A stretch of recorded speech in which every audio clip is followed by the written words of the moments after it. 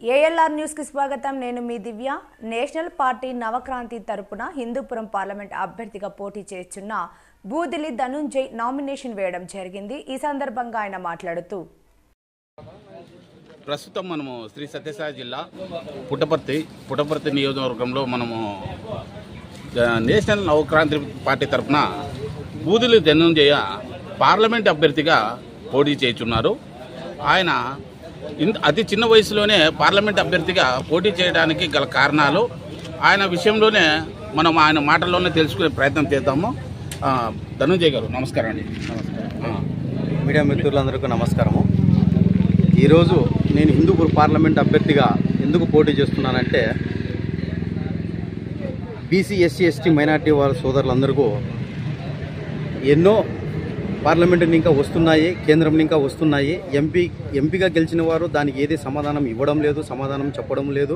ఆ ఫండ్స్ అన్నీ ఎక్కడ పోతున్నాయని ఫస్ట్ విషయం అయితే, రెండో విషయము బీసీలకు 163 కులాలు 163 జాతులు ఉంటే ఒక 2-3 జాతులకు మాత్రమే ప్రతి ఒక్క పార్టీలు ప్రపంచిస్తున్నాయి. 160 మంది కులాల వారు ఏమైపోతున్నారో ఏం చేస్తున్నారో అర్థం కావట్లేదు. ఎందుకు 160 కులాల వారు బీసీలు కాదా, ఓన్లీ 3 కులాల వారేనా? ఇంకొక విషయం, వాల్మీకులు ఎస్టీ హోదా కోసము ఎన్నో ఏళ్ళ ఇంకా పోరాటం చేస్తున్నారు. వాళ్లకు ఇక్కడ లోకల్గా ఉండే వాళ్లకు పార్లమెంట్ అభ్యర్థిగా ఏదన్నా సీటు కేటాయిస్తే గెలుచుకొని పోయి ఢిల్లీలో ఏదో మా వంతు బాధలుగా మేము పడతాము. అక్కడ లేకపోకుండా ఎక్కడి నుంచో పిలుచుకొని వస్తారు. ఇక్కడ హిందూపూర్ పార్లమెంట్ అభ్యర్థిగా వాల్మీకులు అని చెప్పని వాల్మీకులకు సీట్లు ఇస్తారు. ఇక్కడ ఉన్నవాళ్ళు, ఇక్కడ ఉద్యమాలు చేస్తున్న వాళ్ళు, ఇక్కడ పోరాటాలు చేస్తున్న వాళ్ళు ఒక మేమే కాదు, ఎస్సీ ఎస్టీ మైనార్టీ వాళ్ళు కూడా పార్లమెంట్లో ఎంపీ క్యాండిడేట్ని గెలిపించి పార్లమెంట్కి పంపిస్తున్నారా కానీ అక్కడి నుంచి పార్లమెంట్ ఎంపీ అభ్యర్థి తీసుకొని వచ్చి ఇక్కడ ప్రజలకు ఏది సేవ చేసింది లేదు, ఏది మేలు కోరేది కూడా లేదు. గెలిచిన పొద్దు మొగం చూపిస్తారు, ప్రచారకు వచ్చిన పొద్దు మొగం చూపిస్తారు. మిగతా రోజులు ఏమంటే కినా మేము అక్కడ ఉన్నాం, మేము ఇక్కడ ఉన్నాం, మేము అది చేస్తున్నాం, మేము ఇది చేస్తున్నాం అంటారు. ఏమన్నా కానీ గట్టిగా మాట్లాడితే నీ చేత ఏమవుతుందో చేసుకోకుంటున్నారు. దీని గురించి ఆలోచన చేసి నేను గట్టి నిర్ణయమే తీసుకున్నాను. నేను నేషనల్ నవక్రాంతి పార్టీ తరఫున ఎంపీగా నామినేషన్ వేయడం జరిగింది. ఇదిగోండి నామినేషన్ పేపర్లు, నామినేషన్ సంబంధించిన డాక్యుమెంట్స్ అన్ని ఇచ్చారు. నేను అభ్యర్థిగా పోటీకి సిద్ధంగా ఉన్నాను. నన్ను ఈ హిందూపూర్ పార్లమెంట్కి చెందిన బీసీ ఎస్సీ ఎస్టీ మైనార్టీ సోదరులందరూ నాకు ఎలాగైనా ఓటు వేయించి గెలిపించవలసిందిగా ప్రార్థిస్తున్నాను. మీకు వాల్మీకి బోయల్లో మీకు నష్టం వాటిల్లిందని మీరు అంటున్నారు. అవును సార్.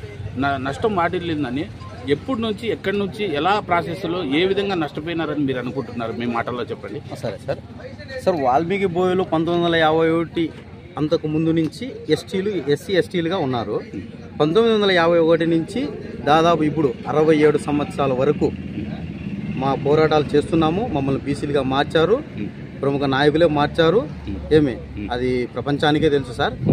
ప్రత్యేకంగా ఉద్దేశించి చెప్పాల్సిన అవసరం లేదు. ఏదన్నా మాట్లాడితే ఉద్దేశించి మాట్లాడారు అది ఇదని చెప్పని అడుగుతారు. అందుకోసము ఈ వాల్మీకులను ఖచ్చితంగా చైతన్యం తీసుకొస్తాము.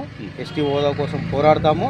నేను చేసే ప్రయత్నం కూడా బీసీ ఎస్సీ ఎస్టీ మైనార్టీల కోసము ప్లస్ నా వాల్మీకి సోదరుల కోసం కూడా నేను ఈ నిర్ణయాన్ని తీసుకొని ఎంపీగా నామినేషన్ వేయడం జరిగింది సార్.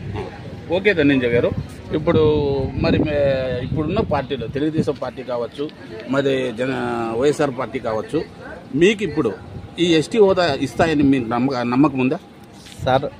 దాదాపు పరిపాలన చేస్తుండేదే ఆ పార్టీలే సార్. 14 సంవత్సరాలు చంద్రబాబు నాయుడు గారు పరిపాలన చేశారు. అంతకుముందు రాజశేఖర రెడ్డి గారు పరిపాలన చేశారు. దాని తర్వాత జగన్మోహన్ రెడ్డి గారు పరిపాలన చేస్తున్నారు. మాకు తెలిసినంత వరకు సార్, మాకు బుద్ధి వచ్చినంత వరకు. ఇప్పుడు మేము అడిగి ధర్నాలు చేసి విసుగైపోయింది సార్, విసుగైపోయింది. అందువల్లే ఒక నిర్ణయం తీసుకున్నాను.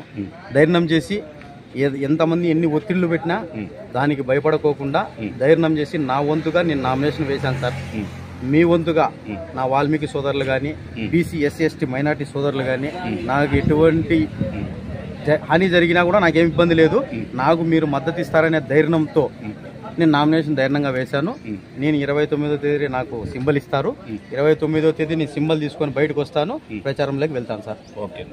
ఓకే, థ్యాంక్ యూ ధనంజయ్ గారు. ఓకే.